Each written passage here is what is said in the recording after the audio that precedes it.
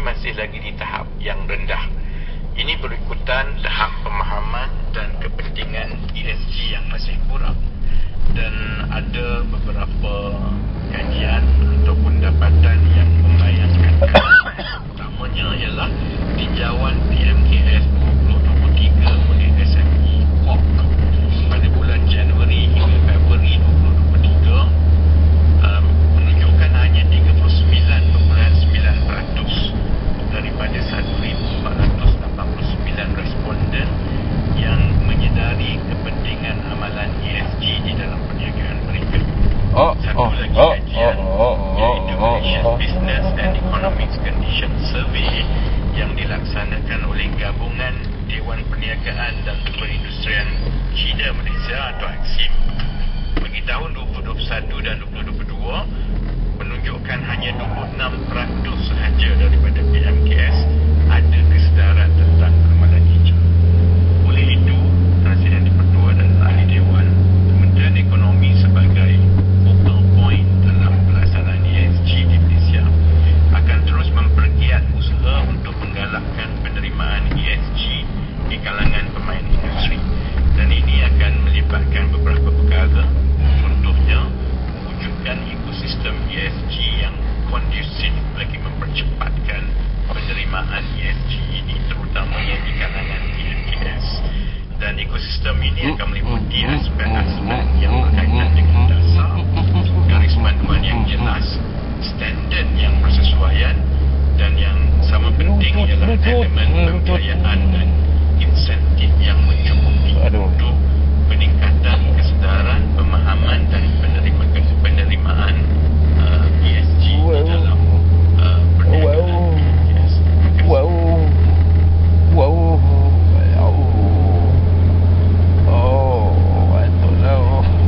Persoalan tambahan Menteri Yang Di-Pertua Yang Berhormat Menteri, ESG atau Environmental Social Governance asalnya memang didukung atau dibentuk bagi mencari pelaburan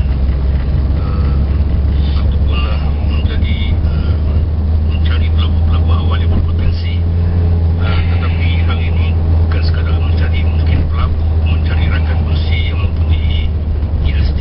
Setakat ini beberapa ratus mungkin syarikat-syarikat TLC maupun lebih terkhusus kepada syarikat Bumi Putra yang terlibat dengan ESG. Terima kasih. Terima kasih, Ahli Yang Berhormat. Saya tidak ada angka yang khusus kerana seperti jawapan saya tadi, setakat ini sehingga tahun ini pelaporannya hanyalah bersifat sukarela, dan itu belum ada lagi sama ada penguasaan untuk undang-undang. Ia semata-mata kepada pelaporan di peringkat pusat sahaja secara sukarela.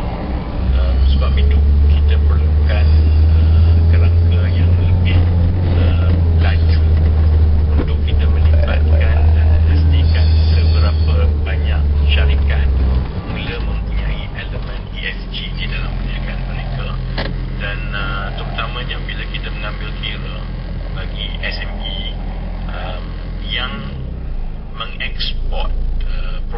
mereka ke pasaran antarabangsa, kerana produk ini akan menjadi sebahagian daripada rantaian nilai yang dipakai oleh syarikat-syarikat dunia yang memerlukan pematuhan kepada ESG. Jadi insya-Allah dalam bulan yang akan datang perkara ini perlu dipercepatkan, dan saya ambil soalan yang berhormat tadi sebagai satu keperluan untuk keseluruhan negara melihat ESG ini bukan semata-mata soal alam sekitar. Ia sebenarnya satu keperluan perniagaan untuk kita terus berdaya saing di pasaran antarabangsa. Terima kasih. Itu Sri Jai. Terima kasih Tuan Ketua. ESG ekonomi masa depan, salah silap jangan jadi bahan. Madani adalah prinsip mampan. Izinkan saya buat tambahan. Saya baru baca tadi ni, dia kata kena bersopan santun, kita percaya ini masa tanya. Dan maknanya saya cuba nak praktiskan, ya, mengkaitkan bahasa Profesor Awang Seri. Saya punya soalan simple saja, because kebetulan soalan saya muncul pada 19 hari bulan tentang ESG. Saya ingin bertanya apakah timeline yang diberi, kerana chain value dengan menggunakan terkesan. Dalam ni ada sebut tentang dalam sekitar bermasalah kesimpangan dan pembangunan dan juga penempatan orang ramai dan sosial. So, saya rasa ini adalah peluang terbaik bagi pihak Menteri Ekonomi selaku Menteri untuk speed up the proses. Nombor satu saya cadangkan, kalau boleh buatlah audit ESG supaya dari situ dan pastikan semua standard yang ditengah itu dapat di-feed in kepada audit ESG, di mana untuk melabur dia kena ada penuhi audit yang kita telah sediakan kriteria. Terima kasih. Yang boleh juga dalam pertanyaan.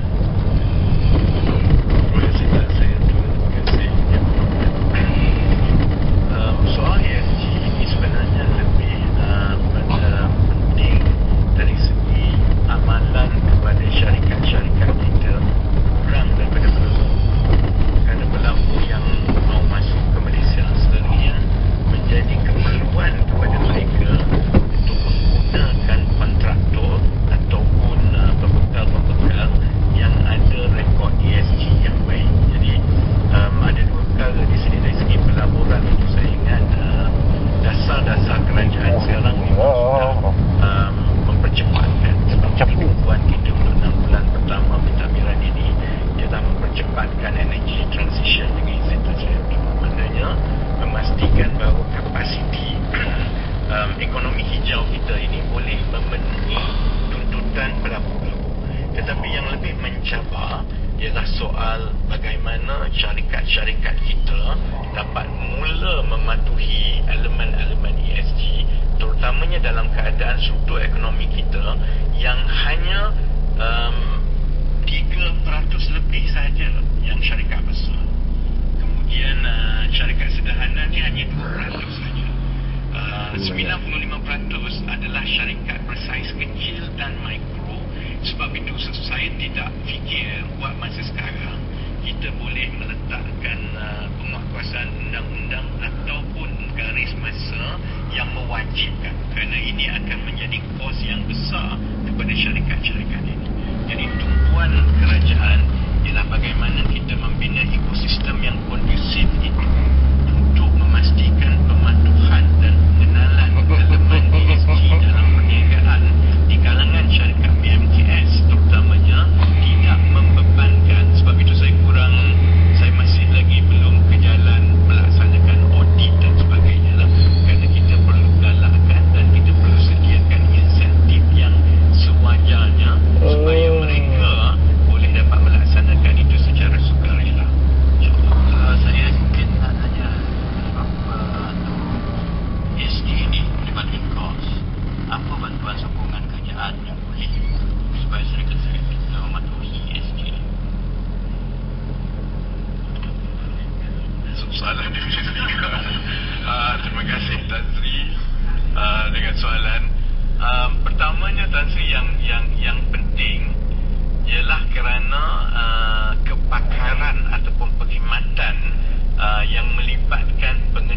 dan pematuhan ESG ini masih lagi terhad di dalam ekonomi kita.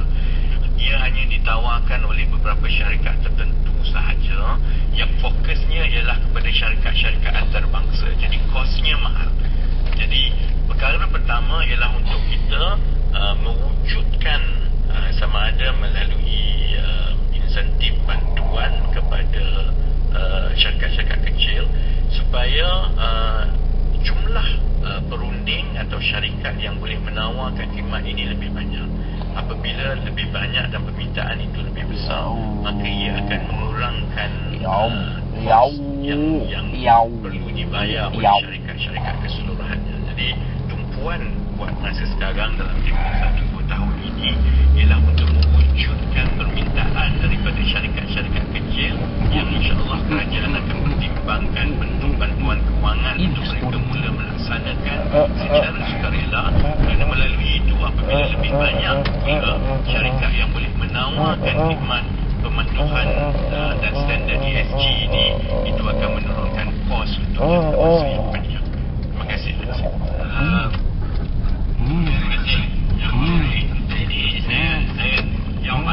saya dah soalan yang Muhammad tadi lah. Jadi kita dah jawab 3. Menteri dah jawab 3 tu. Dalam peraturan 23/4 tu ialah 3 tu jelas ya. Saya minta maaf lah apakah soalan tu tadi. Saya jemput sekarang yang Muhammad Datuk.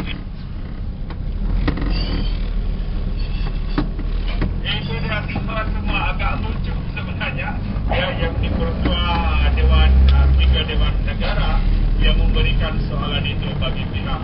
Tapi apapun, ini adalah satu keterbukaan ya, antara 3 Dewan Rakyat dan juga terbaik kepada Pimpinan Ramli yang senang menjawab soalan yang sudah dicatatkan itu. Inilah soal ini ya, menteri yang ada dalam